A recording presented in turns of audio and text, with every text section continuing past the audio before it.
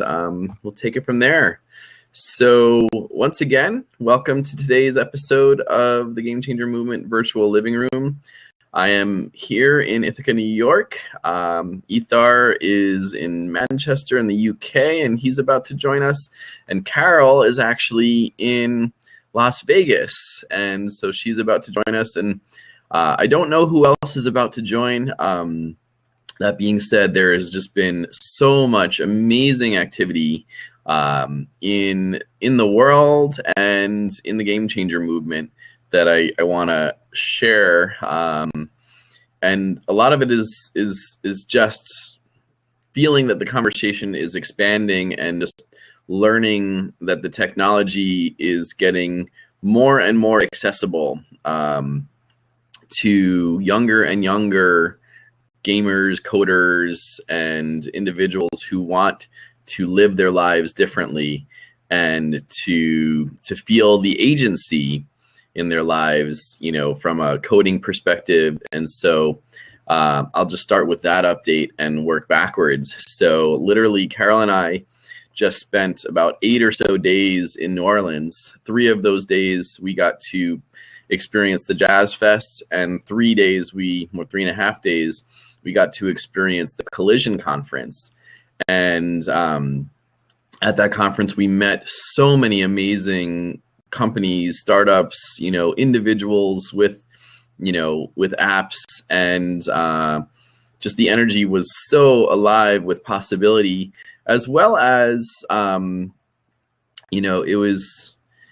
it was confirmational, and if that's a word. But Carol and I have been walking this planet, you know, with this mission, and, you know, just wanting to find a tribe that that speaks our language or can code our ethos into a new language. And the Collision Conference was all things to answer that question. So I'm really motivated by some of the conversations we got to have, and some of the conversations that are yet to happen.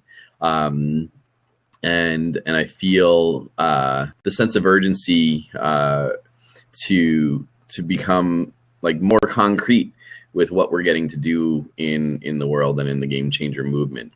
So all that being said, one of the best conversations we had was with an organization that centered around a programming language called the Wolfram language, and it was there was a demonstration that showed us that, like, literally so much more was accessible really early on, you know. So like I came home with the book that's going to introduce me to this language, and I feel less intimidated by it than I would, you know, be, you know, with the book on C++ or, you know, JavaScript or what have you.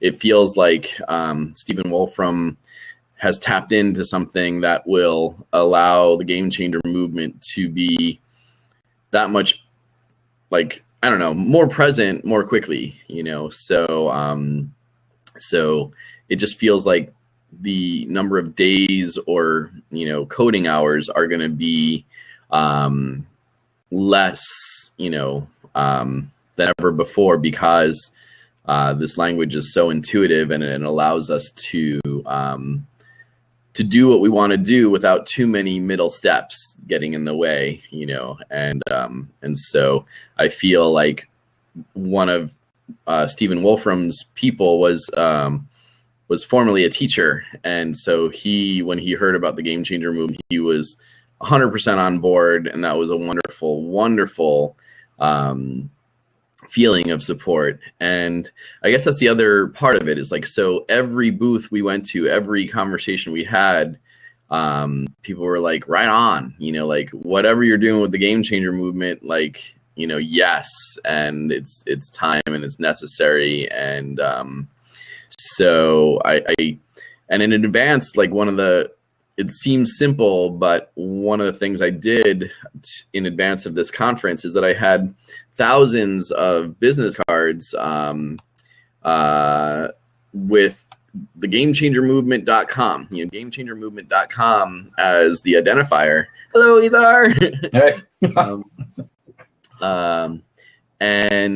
And for a long time, I wasn't ecstatic about what the GameChangerMovement.com was pointing to. So 2 days before going to New Orleans, I pointed that domain at the Facebook, presence. So, and I feel like it now made possible, like, just updating the Facebook site and then pushing notifications to anyone that presses like, in a way that just makes it easy. So, like, instead of thinking that we need all these separate web presences and shopping carts and all these other things, it's just getting back to the law of KISS, keep it simple, stupid, and so that felt, going into the conference, it felt like, just such a breath of fresh air.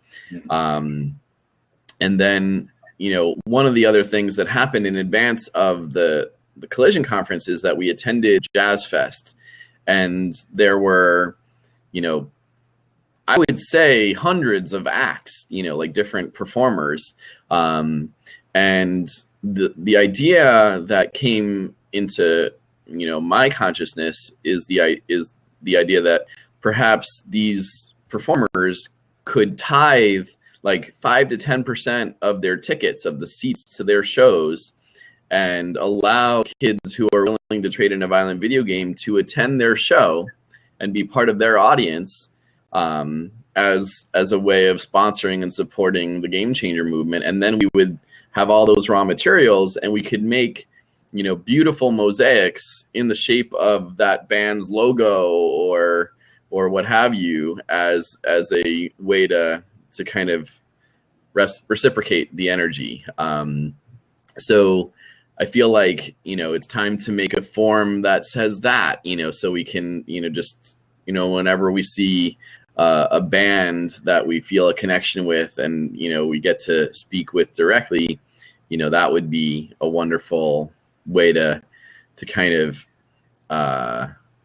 lubricate that relationship, so that's an exciting aspect of, what I want to see, like the relationships that we want to build in the Game Changer movement. And I think case in point, there were a few socially minded bands, including this band Better Than Ezra. I don't know if you've heard of them, Ethar. They were relatively mainstream. They're New Orleans based, but they're relatively mainstream in the States. And one of the things that they've done since they hit their, sweet spot financially is they adopted several schools, and they invited these 4 young, amazing, kids from the school to dance and sing on the stage. And it was just another moment of like, yay, like this is happening.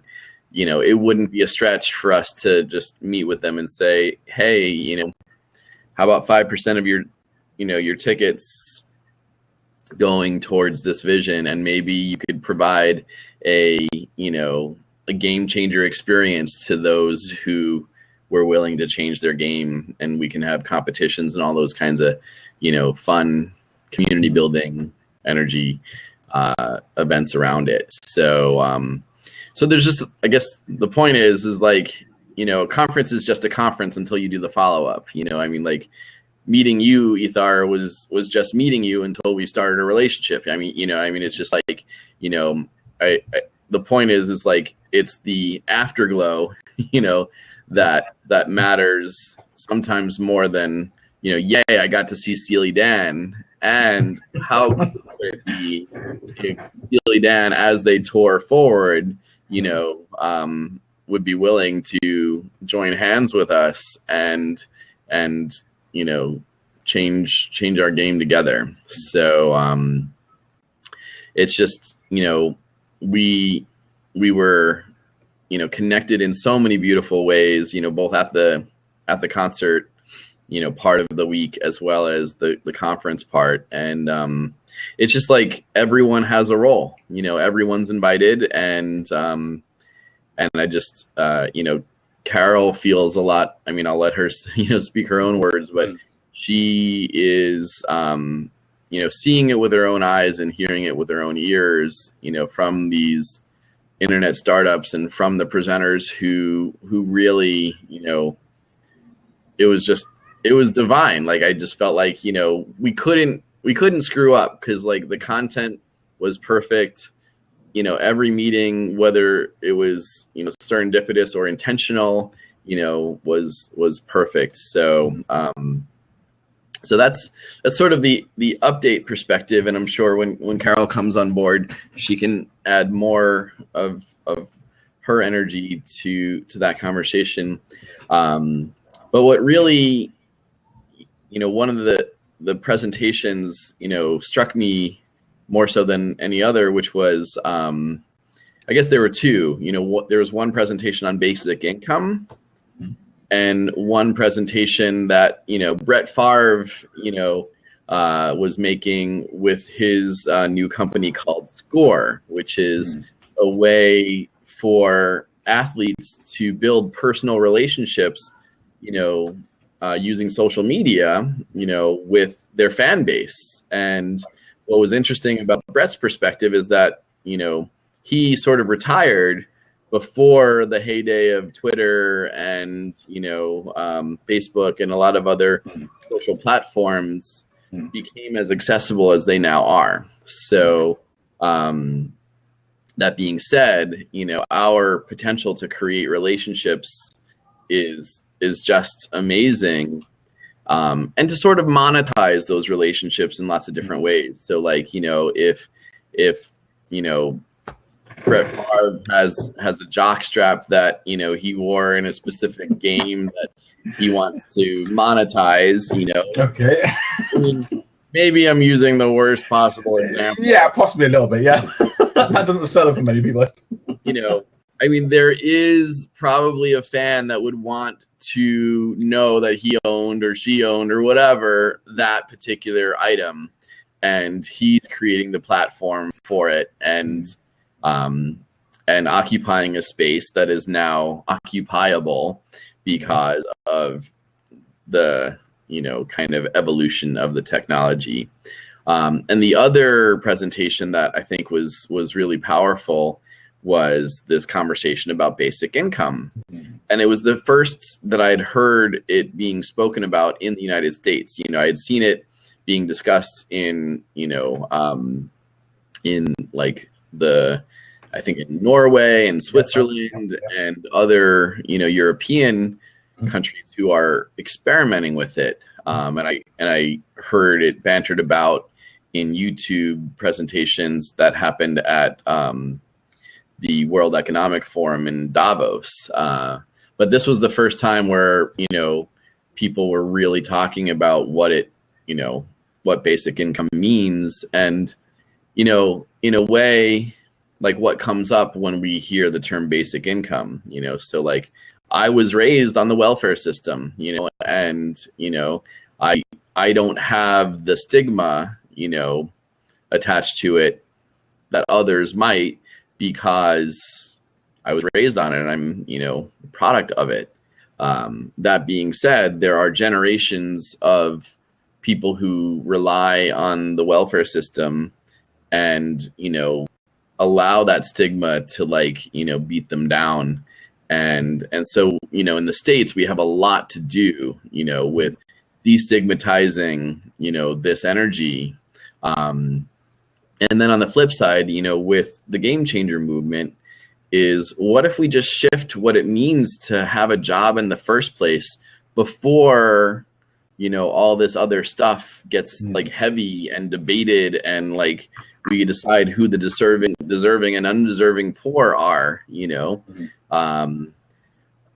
before displacement happens. What if we have this, what Ether and I were talking about in advance of the call is like gamified consulting, where we create a gaming platform, much like what we're going to do with Graphene in the Minecraft world, But what if, companies came to us with questions that they wanted to answer, and as their information got more and more transparent, we could create big data solutions using gamified space to answer questions, and kids can level up in real world environments where they can actually create meaningful steps that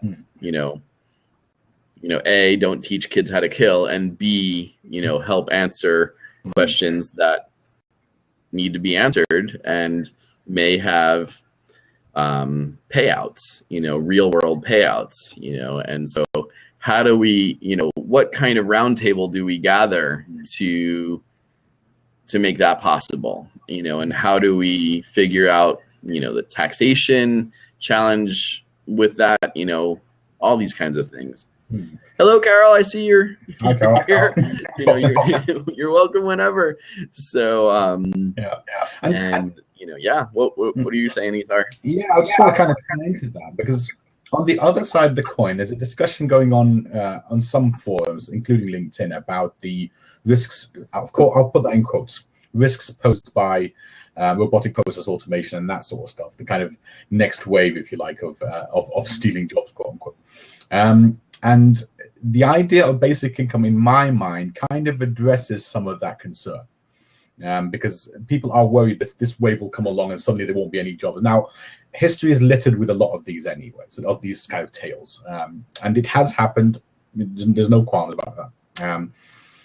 But with basic income, at least that gives them a kind of safety net naturally anyway. The idea for me sounds reasonable, to be honest with you. The difficulty then comes from the fact that we've got to ask the question: how does this get financed? Where do people get where do governments, quote unquote, get the cash for this from? And I'll be watching quite closely, certainly, the European model of this, to see how well that works.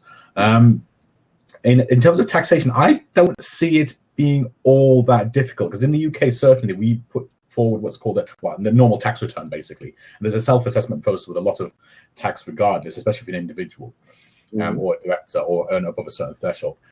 So that process happens for some of us anyway. So I don't see that as being too much of a culture shift, at least not compared to the introduction of basic income in the first place. So I think that there's a kind of almost a kind of accidental leveling, if you like, of pros and the cons in that. But the question mark is it going to be in place before this quote unquote wave that people think is going to happens? I think that's the question mark, and nobody really knows, to be honest with you, because introducing robotic process into a business is not a cheap exercise initially. It makes us money long term, as did automotive industries, as did manufacturing, etc. So there will be, I think, some time, but the question mark is who's going to get hit and what direction are people going to be forced, or what the companies are going to be forced to change to, which forces their hand in that regard. So yeah. See. Hello, Carol. Well, hi, Carol. But your background looks absolutely amazing. And your program too. Oh, dude, how are you doing? Yes. Really well. And Good, you, good. Ethar? Are you good? Yeah, not too bad. Not too bad. Surviving. Thanks very much. It is sunny here, though. Oddly, my window doesn't seem to shine the lights in the right place. So yeah. And how did you find Collision? So It was amazing. It's amazing. It's what we need to hop on that train. We got to get on there and go, because that's where everyone's going. yeah, I think so. And what's interesting from my perspective is that that's really the market you need to be in, or the space you need to be in. These little startups, these collaborating entities, I think that's the crucial aspect. I mean, even here in the UK, certainly in Manchester, for example, there's a couple of networks that have started up where they time trade. The idea is if you do nothing, and actually you can swap skills with somebody else, because that gives you a couple of benefits. For example, you can do some work for someone, and then someone will do some work in return to you. So as a result, you do some technical work, somebody will do some marketing work for you. And that has a couple of benefits. First of all, you get the necessary social proof, because you're basically actually doing some proper work that somebody can review. So that gives you that kind of the greater ethos.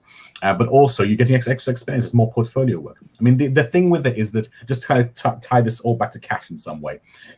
If you are a startup, day one, whatever you do, day one, you are, this is going to sound awful, but you are worth nothing.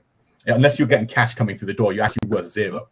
So actually, if people who might value their time greater than someone else's, like lawyers or, I don't know, lawyers versus, I don't know, cleaners or something like that. The reality is, at the exact moment where both of you are out of work, you're both earning nothing. Therefore, your actual ideas are worth zero. So you may as well trade your time on an equal basis.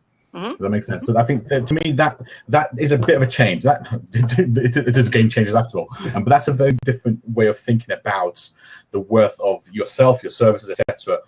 When you're doing nothing. I mean, because obviously, if you try too hard, if that makes sense, to try and go after the higher value stuff, you haven't got anything to show for it.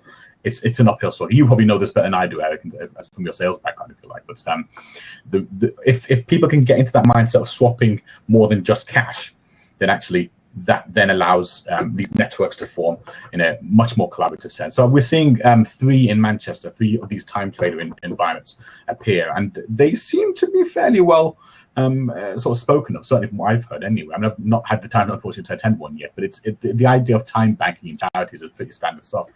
So this is just bringing it into the commercial arena. So well, and I love the time banking, vision. I'm a passive, I guess I'm a member of a time bank. I haven't yet traded in times, in that time and space continuum. And I am a huge proponent of, someone trading dentistry for someone trading, babysitting. Yeah. Exactly. I got to experience that as I do massage therapy. I would trade for many things in my world. And what I'm curious about is me doing a manual labor. How would I trade that in other ways if I wasn't in the same location as someone? You know what I'm saying? Yeah, exactly. It's not as easy, but the reality is you're still getting something out of it. I mean, so what does the person get out of you doing your job?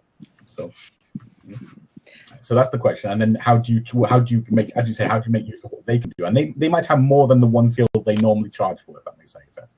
So well, if I take it in the realm of coaching, that would be perfect. I can do that over Skype and exactly. Well, and the other concept with time banking is that, it's much like the invention of money, right? So, what you are doing, Carol, is sort of 1-for-1 barter, with another person. But like if you throw in an hour of a massage, in Vegas or wherever your hands are, right? You throw that into the bank, and then you can make a withdrawal of dentistry in Brussels. If the time bank is large enough, and if the network is large enough. I see what you're saying. Okay, I get it. So and I mean, these are, I don't know if there were just to kind of bring this amazing conversation full circle, the person we met, Jay, with Artunity, he was referred to me by a woman who created a virtual time bank, environment. So that's, one of the ways that she wants to kind of create flow is through virtual time banking with, anyone who has virtual services to offer, so marketing or, web promotion or all these things that can be done, without, and Chris is coming in. Yay! It's going to be one whole gang. So I mean, this is really, hey, Chris. Hello. How are you? Sorry, I was in a meeting. That happens. Yeah. How are you? Good. I'm trying to see you guys, but I can't grab the screen. Where are it was you? on this monitor. I brought it over here, but now there's only a corner showing. I'm like, I can't grab it. I'm just gonna sit here and make weird faces, okay? You. Got it. Yeah. How's everybody doing? Not too bad. I yourself, so yeah. I'm good. Good. Good. So, yeah, I mean, just want to kind of. No, sorry, go ahead. No, I was gonna fill Chris in. Like we were talking about time banking and just like the idea of exchanging, different services, globally, and just rather than having things being fully monetized, So what were you going to say, Ethar? Well, just about actually, that's kind of touched upon one of the things I was going to talk about, and that is the idea that trading time instead of trading cash, if that makes sense, or service, that does allow you access to a much broader worldwide sort of group of people who can trade that time on an equitable basis, basically. And I think I like that idea. But just to tie into the point of time banking, it's possible you might make more contributions than you withdraw, or vice versa.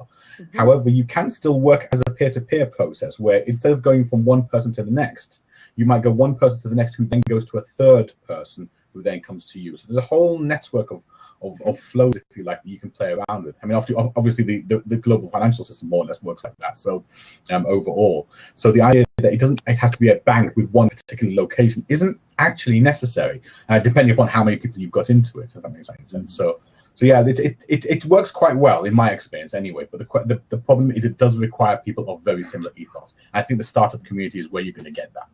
It's a good point. It's a really good point. And I in Ithaca we have a lot of these like co-working, places. But it's like it's so interesting because it's not really co-working. It's it's parallel play or parallel rather than collaborative.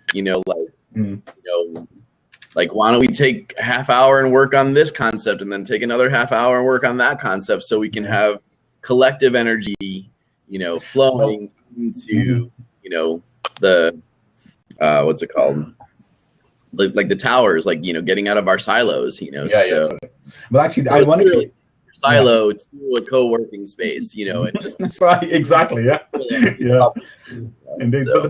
But the irony is actually, I feel like I sit around in a lot of co-working spaces in Manchester, and to be fair, I found one where we are actually collaborating on something. So I've gone into collaboration with two other people, and ironically, that came off a tender that we put forward to a largish broadcasting company here in the UK, and even though we didn't get taken forward for that, actually we decided that our product was good enough that our offering was good enough that we'd actually set up something as a collaborative, as a consortium, if you like, and just run with that. So we're in the process of just building that up off just a co-working sort of session, if you like. So we do that every Friday and more. So yes, it definitely does work as long as you have the people that are willing to take that step, if you like, and just talk and work with the person next to them. Mm-hmm. It definitely does work. So. Well, what are those called where they're a bunch of people in the same building all working together, but they're funded by like an organization? They're like incubators. Incubators. Okay, sure. Yeah, so like one of the things where I live near is Toledo, Ohio, and one of the largest skyscrapers in our downtown area is completely empty. Okay. And I'm like, now I understand there was like asbestos or something on the coating the pipes, but my thing is like make the building safe, and then just one of the things that this town's like suffering from is jobs, and they were a big supporter of the automotive industry. And then when the automotive industry made a bunch of cuts and outsourced stuff, there was a lot of business in this area that was lost. So my thing is, let's get into the tech world. Let's take this big skyscraper, get it cleaned up, get it usable, and then just bring a bunch of college kids in there and say, like, start your own business. Like, here's a space, it's free, And they even have like computer parts and stuff that you can buy in vending machines. Awesome. Just so that you can completely run your business out of this thing that's a free place to squat, really. Yeah. But then you have all these people doing all these different things with these expertise in all these different areas, all working together. That it's like, hey, I need somebody that can help me with this. I need a coder that can write this code. Oh, I'm right here. I can help you. Now you've got that collaboration stuff going on, and that's like one thing I want to start seeing happen to spark our economy. And I agree. I'm going to know that. We'll circle to kind of Carol and plastics, in a way, like when we were walking through like the world of both the jazz fests and even the hotels, you know, like, you know, we were noticing how much styrofoam and plastic and sort of like, I don't know, kind of how people were looking at things in the consumable way rather than the like a cherishable way, you know. And so I guess what I'm saying is, like, if we bring people together and we take a whole skyscraper, you know, every silo, every business in that skyscraper doesn't need its own printer, you know? So like it doesn't need, you know what I mean? So like from a resource, like how do we cherish our resources? Like less is more, or making it. Totally. Yeah. But like how do we share all this stuff rather than, you know, just go out and, you know, every, you know, I mean, you were telling me about, you know, a startup that, you know, got $3 million and like, you know, spent it, and they just reinforced the walls of their silo and, you know, got all the equipment that they needed. And, you know, what if they spent $1.5 million because the startup next to them also had the stuff and they weren't using their printer every minute of the day, you know? I feel like that's the other take home from this conference, is that, like, you know, everything is going to be dematerialized, you know, so, you know, and democratized. And so, like, you know, with that in mind, you know, how do we help, you know, get this world ready for that, you know, rather than doing it? Yeah, I'm already on that journey. For a couple of reasons, because I'm in the process of developing a product that does that with buildings, if you like, or some parts of buildings. So you get a lot of meeting rooms that aren't used a lot, and I'm creating a product that is designed to optimize all those unused meeting rooms. So because, you know, getting sort of floor space, if you like, is quite expensive, and meeting rooms aren't used all the time. So actually, a lot of areas in Manchester, especially Manchester, have unused spaces, and they're there for people to use them, but they're not actively used. So actually, if you can optimize that, you can get more seating space, which gets more people in, more collaboration spaces, and not just that, you can make a little bit extra cash off it as individual companies, because it's so like an Airbnb business room meeting. Yeah, spot on, absolutely. I mean, and not just that, we're giving away a product to allow them to do that. So yes, is a short answer. And not just that, we have a lot of co-working spaces, as we mentioned. And there are some fairly manual processes to book some of those out. So this will also help in that space too. So yeah, I think there's definitely a kind of need, if you like. And I'm already working on trying to get that into it. It's basically the same math. So once you've done one set, you can use it for more or less anything else. So it's just a similar sort of structure to that. So I'm already in that, starting in that space, if you like. So I'll be launching that hopefully in the next 2 or 3 months, give or take max. And take it from there. So yeah, cool. Absolutely. So Carol, I mean, you know, we were like diving into this like basic income conversation. That was like one of the presentations that stood out, you know, for me from the Collision conference. But like, was there something more that you like highlight real?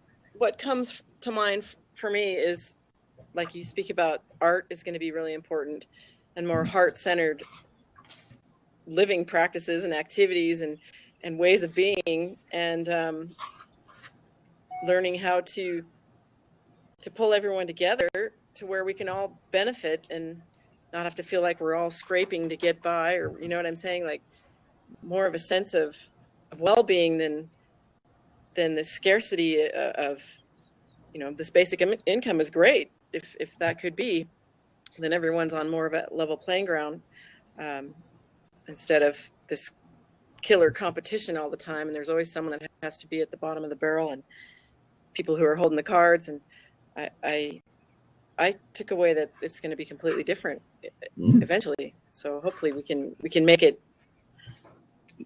with ease and make people more, how do you say, optimistic, and see more opportunity than not through this transition.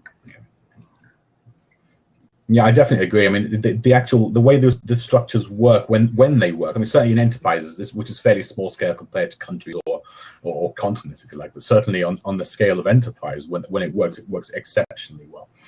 But it's such a change of mind shift that actually requires quite a lot of effort to change it. And it brings up complete creativity. Like it's like a whole I nother agree, way of trying to do a business or an effective, something that you're going to input into the world in another way than profit driven or Agreed. Yeah. I mean, the thing is, what most people don't realize, they when they trade cash for something, they're trading to solve a problem they have. That makes sense. They're trading that problem for this thing, and as long as people are aware of how they can trade that thing differently or appreciate what they're getting back in return for that, then it doesn't necessarily have to be monetary. That just happens to be the trading capital, if you like, that people use. You can use anything at the end of the day. The question mark is what, and what are people willing to value the same as something else, so, to make those connections happen. It's just a graph, if you like, from a practical perspective. So it's one of those things that, as long as you're aware of what each side can offer, and you're comfortable and build these sort of fairly well connected, well respected, well valued networks, if you like, then I think we're onto a winner. But that sometimes takes time because, as you say, it's breaking down a lot of silos and a lot of traditional ways of thinking, if you like, and that can be quite a big effort. But you're in the right spaces over the last sort of couple of weeks or so, you've been in the right places to make it happen. So that's how I see it. So. And Chris, we met your colleagues there. That was interesting. Yeah, I heard. Oh, right, okay. Oh, it suddenly feels like I need to ask what happened. So in full transparency, when Chris first came on the Blab, he was, and I'll let you say whatever you want to say, but like he was part of this organization called ThingCharger. Mm-hmm. And so I'll just walk you through, so I was at this conference, and 5-6 months ago, I'm like, hey, Chris, you should come to this thing with me, and he's like, yeah, sure. And that was when you were still a shiny, happy person in the ThingCharger realm. And then, so long story short, we found a ThingCharger brochure, and then Carol and I met up with them in person. And then Chris, whatever you want to share. So. Well, yeah, I mean, your experience was your experience, but there was a lot of negative energy in that the last few months there, and probably the last 6 months. So I don't know. It's been nice to be away from that. And Eric just kind of was sharing with me yesterday that I was better off being away from that energy that he felt. Well, I guess I should let you speak for yourself. Well, totally. I just feel like, it's just so,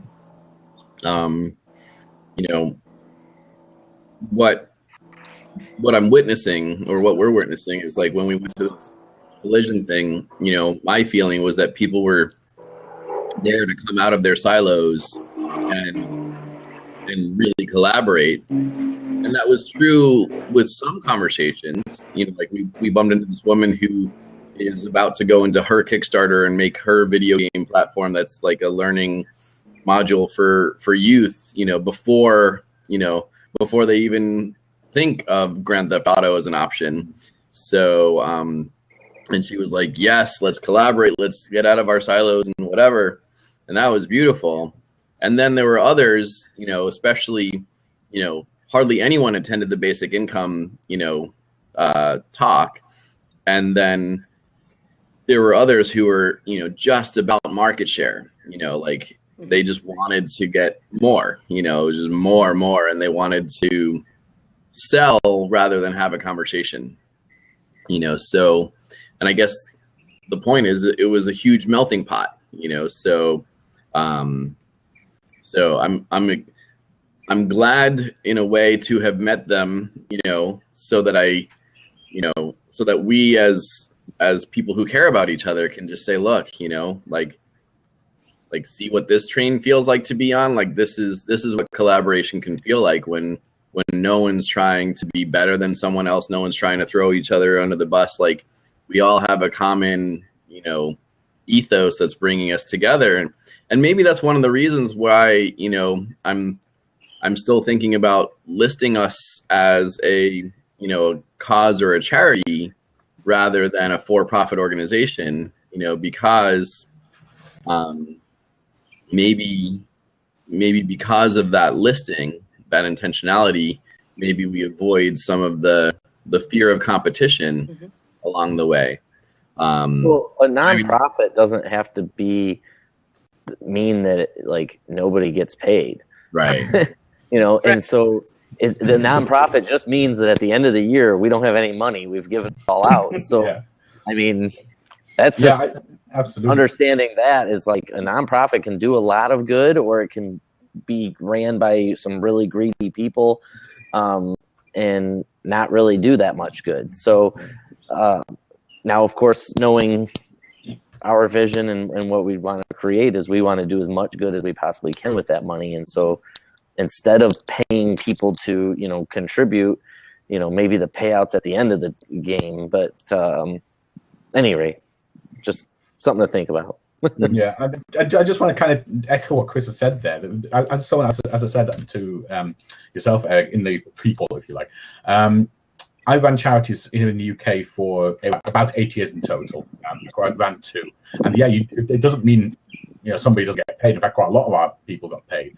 At the end of the day, we even had sometimes some surpluses which we put into reserves, so just in case we had rainy periods as well. So you certainly don't have an issue paying people and people making a living out of it in any sort of way. But it's just the idea of shareholding, which becomes the interesting little spot. And as I mentioned to yourself, Eric, in the UK we have probably 4 or 5 as a minimum different types of charitable organizational structure, including one which runs as a typical limited company, as an actual sort of commercial organization, but it doesn't have a shareholder. So all the money goes into community or back into the social enterprise itself. So there's a whole heap of different structures we can use.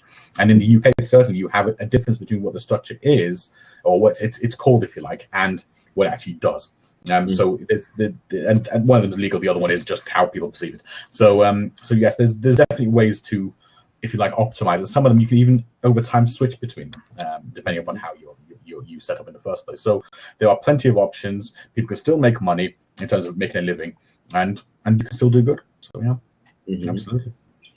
Well, and I guess what just popped into my head is that, like, whether we call ourselves a not-for-profit or a for-profit, when Carol and I were seeing all this styrofoam and this plastic, even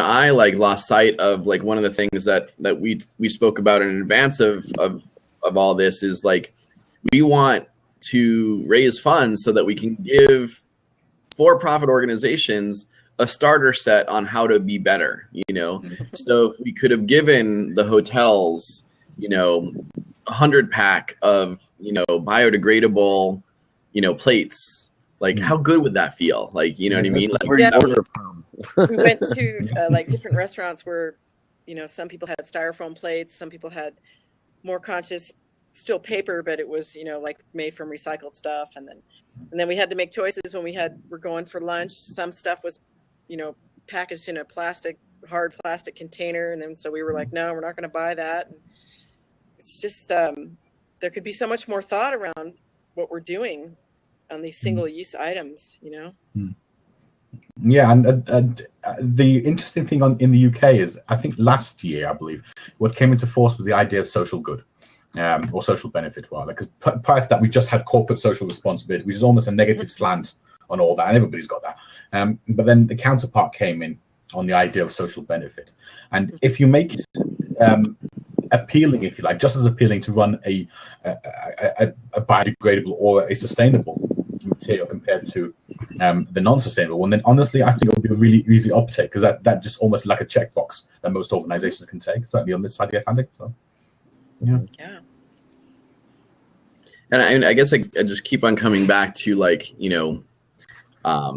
whenever you do something that makes the earth feel better, you just feel good. You know what I mean? I maybe I'm overgeneralizing, but so, when Carol and I went to Jazz Fest, like I carried, you know, my one plastic cup with me the whole entire time. And I made sure that at least, like, you know, that cup got put into a recycle bin, you know, and, you know, like I didn't put that, you know, charge and responsibility on anyone else. So I guess what I feel like it could be a fun gamified, you know, thing to do is to start like taking pictures of our consumption, and then, you know what I mean? Like, you know, I mean, whatever it means to add more awareness, you know, because I think we're now in this place of enhancing, you know, our awareness. And I think the first part would be like a cool video journal of like, you know, take a week in my life, you know, what did I consume? What did I throw away? You know, and you know what I mean? Yeah, that's pretty interesting. That is interesting, actually. Yeah, but even with that, there's probably an even easier one. Isn't there a hashtag campaign in there somewhere? Take a picture. That's a great idea. Yeah. Right. Signaling, you know, what you're consuming. That's a great idea. Yeah, definitely. Well, it's just about transparency and awareness. You know, it's like if we all know that we're in it together and we have a collective planet that we get to cherish and nurture, you know, then when we take part in the collective, you know, outcomes and products that this planet, you know, so beautifully gives us, you know, like then it becomes a fun relationship. You know, we went on a long walk with a friend while we were on the streets of New Orleans, and you know, she was in love with New Orleans, and she personified New Orleans as a woman, and she said, like, you know, when you look at New Orleans, and she was like, you know, talking about it as if she was a woman, and it was just like it made it such a beautiful relationship. You know what I mean?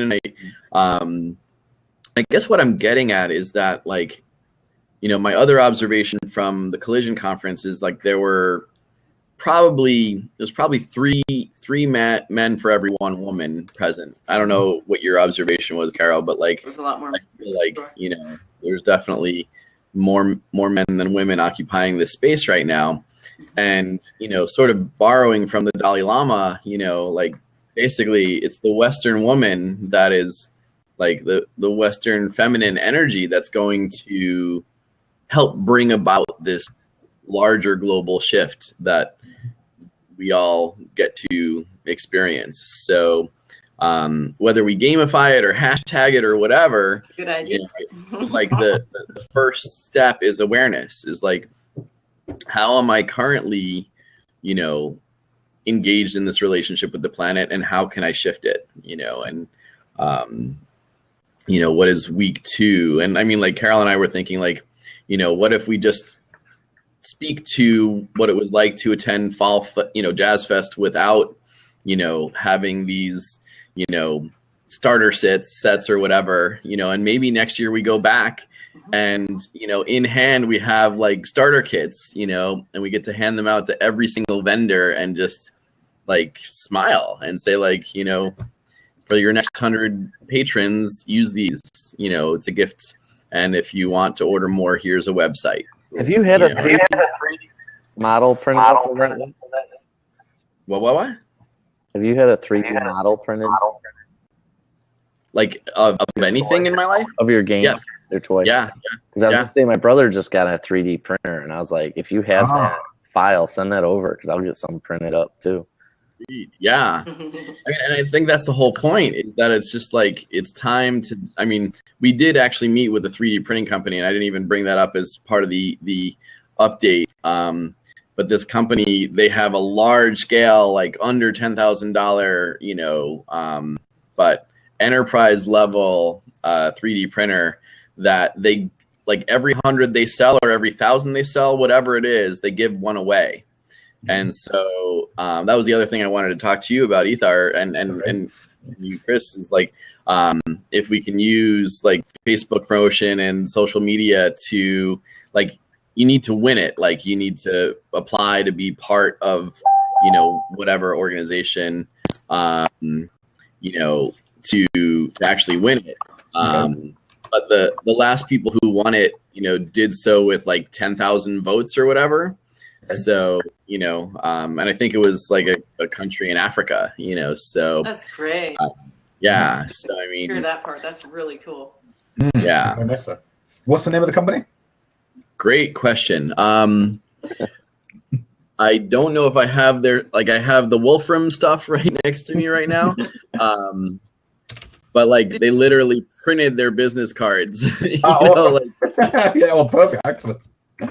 So, so they were, kind of, but they're also very familiar with using graphene filament. So they're already printing with graphene. Excellent. And, this just feels so perfect. Okay, go on. Yeah. Right?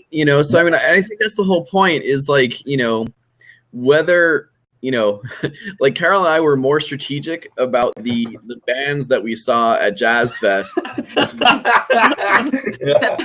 And it was so funny because like we went in with all this sort of scarcity, like how can we be two places at once, like, and see all the bands that we wanted to see, and then just through happenstance and just like letting it happen, like it turned out that one band that came before one of the bands that we wanted to see canceled, so that it made them go earlier so that we could see everyone we wanted to see.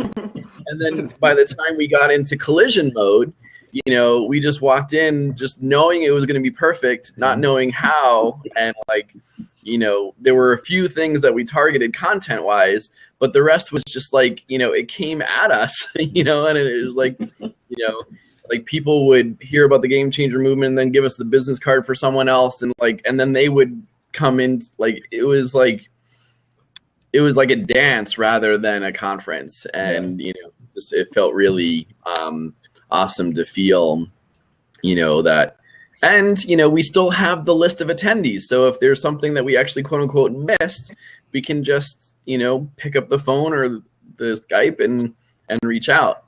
So, Did you speak about the Wolfram? Oh yeah. Did you speak? Yeah. So, I mean, apparently Ethar is a long-term fan.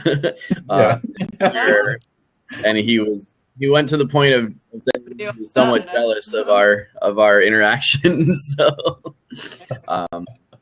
but yeah, so it came down to Narlands. Yeah.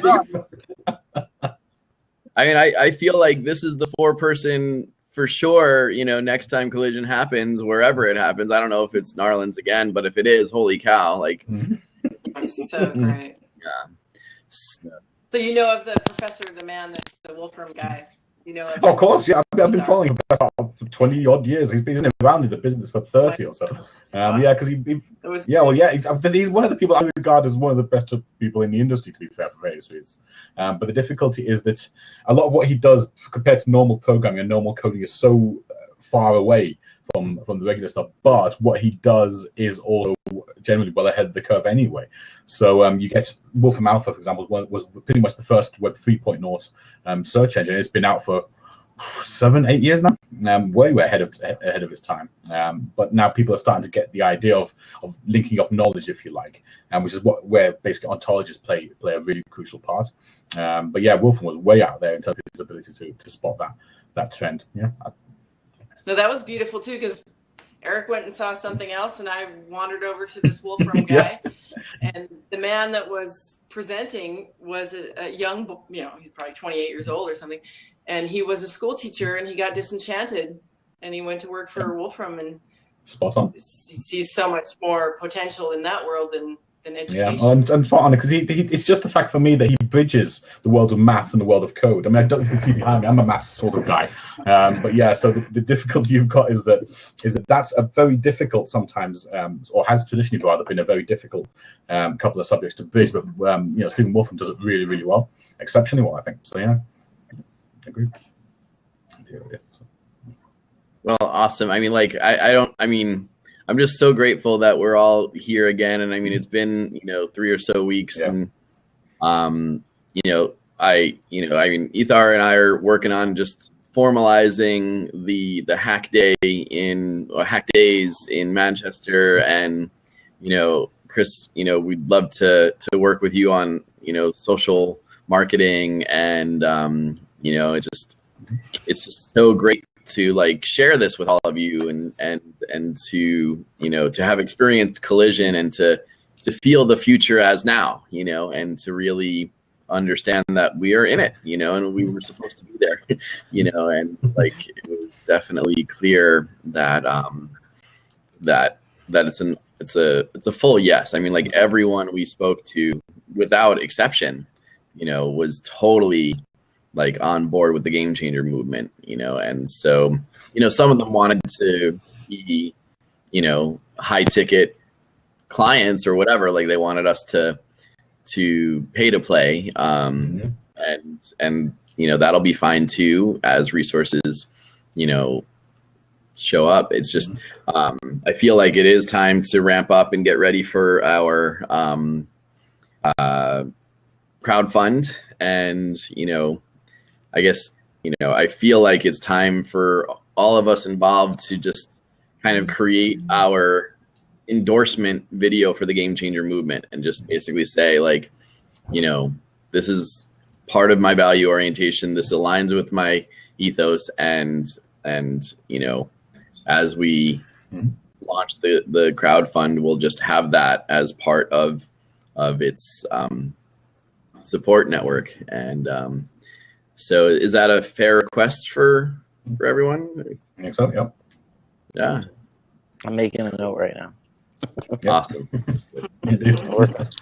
I'll start writing that. Yeah. I mean, so I'm gonna reach out to Robert Murray Smith, who's, you know, the dude from you know, the graphene world, and you know, he's coming from the world of you know, Edison Electric. So, you know, the more, I mean, in the 3D world, you know, like the more celebrity, you know, we can attract, you know, I feel like, you know, the blabs can be both like, you know, updatey conversationally and also like strategic, like, so we can sort of use this space as a working platform to say, okay, like what's next? Cause, you know, it just like the last conversation we had, or one of the last ones at Collision, was like, you can have all the great ideas you want, but execution is what gets you, you know, the next level. So Absolutely. we are, you know, full execution mode. So awesome. Yep, and I'm going to be working on, I mean, we have to have a little bit deeper of a conversation, Eric, but I already committed that I'll build out the marketing funnel and strategy and what that looks like. So we just have to get, you know, clear on what exactly our key focuses are, and you know, where are we driving these people? What are we driving them to do? So you're talking about the crowdfunding campaign. Perfect. That's a landing spot for them, right? So cool. Excellent. Cool.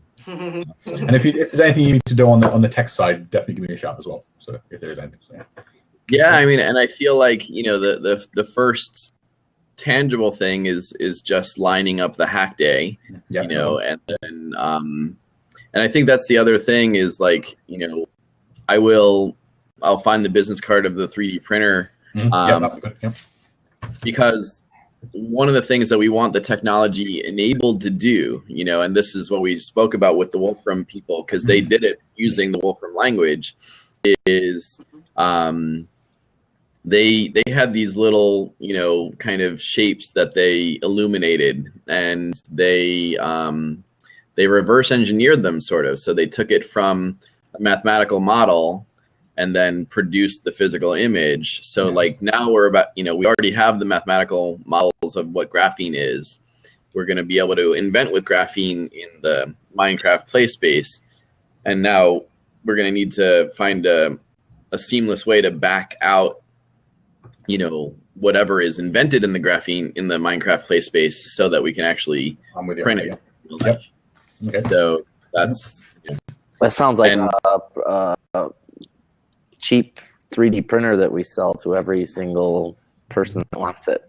And so now we become a commercial 3D printer selling branch of I think, you know, aligning with these people that we just met with, you know, would be great. I mean, like, I don't know if they do anything, you know, smaller scale, But I mean, 3D printers in schools, like if every school, committed to buy one of the higher scale ones, it's just, Well, yeah. like it gets back to the skyscraper, if 50 businesses wanted to own 1/50th of that, that $10,000 machine, it's a whatever, $100 or whatever contribution. I didn't do the math, but it's something well more reasonable than each of them buying their own. Yeah, and also more conscious, So, and I think just to kind of add into that, in Manchester in particular, we've got three things that I'd say that tie into that really, really well. First one is that we have a number of fab labs around the city that are literally totally free to go into and do what you like with, but of course you just pay for what you use in terms of the equipment. Secondly, is Fab Lab different than Makerspace, or just so? Yeah, I mean, Makerspaces are kind of it's similar sort of idea, but the Fab Lab is specifically for fabrication of stuff. Gotcha. But you can certainly use them in a makerspace, and some makerspaces have Fab Labs within them. Gotcha. So yes, definitely. But in addition to that, we also have a couple of projects called RepRap. I don't know if you've heard of that. The RepRap are repeatable or machines that print themselves, basically. So you take a 3D printer, and the 3D printer prints another 3D printer. That makes sense. These sort of projects. Wow. The idea is you just replicate 3D printers left, right, and center. As you do, so you've got all these little tiny 3D printers, and the same can be true of laser cutters, etc. In addition, there's also some areas of the city with large-scale 3D printers. I mean, Manchester Central Library has just got one as well. So the idea of having a larger scale or central hub, if you like, of 3D printers is probably not a bad idea, especially the fact that they're still, in the UK, certainly, they're still around about the £400 mark, unless you buy the first one and it prints 10 others. So, it's still fairly inaccessible for most Joe bloggers, if that makes sense. So to have a network of them and to share that set of resources might be a way to go. So cool. I can see being sold, if that makes any sense. So, that's an idea. Awesome. Yay. Mm-hmm. Wow. Well, welcome, Motivated Dude. And I guess we're about to say goodbye, but you're welcome to be part of our weekly recording. And I feel that I can be, more reliable. I feel like this is a good time for all of us. Is this like 2:30ish a good on the whole thing to stabilize around? On the whole, I mean, the difficulty was last time I think that you saw me, or you were due to see me. Rather, I was actually on holiday up a mountain somewhere. The reception was a bit rubbish. So that happens when you go skiing. So it was just next to the beach. So unfortunately, I've not been able to attend. So. Gotcha. And you were also getting ready for some Thursday presentation or something like that. So at the time, that's right. Yes, I was. I gave it. Yes, indeed. Yeah. Cool. Did it go well?